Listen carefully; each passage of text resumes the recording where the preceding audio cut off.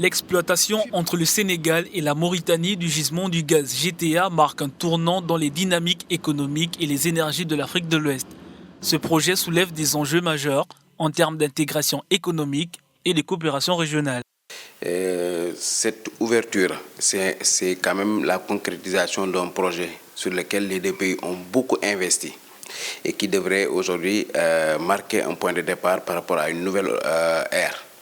Une nouvelle ère qui, d'une part, va avoir un impact considérable sur l'économie et d'autre part, va permettre aux deux pays de se départir progressivement donc, de ce qu'on appelle la dépendance énergétique extérieure. En mutualisant leurs efforts sur le plan économique, les deux pays visent à transformer leur économie et à renforcer leur résilience face aux défis globaux. Les retombées économiques sont larges.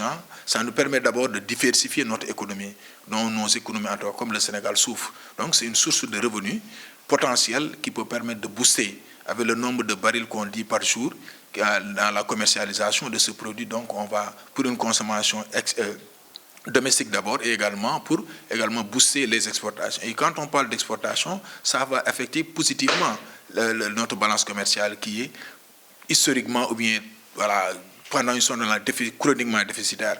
Donc ce qui veut dire que ça va avoir donc le Sénégal est un importateur net en termes de produits hydrocarbures.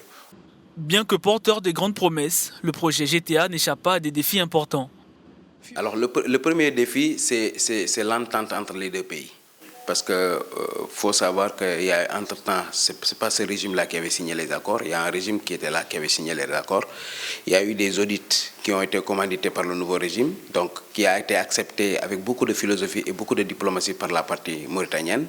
Donc ça aussi, c'est un pari qui a été réussi. Donc je pense que si on parvient entre Nouakchott et Dakar à continuer à rester dans la même dynamique de coopération saine, je pense que c'est le premier défi qu'il faut saluer.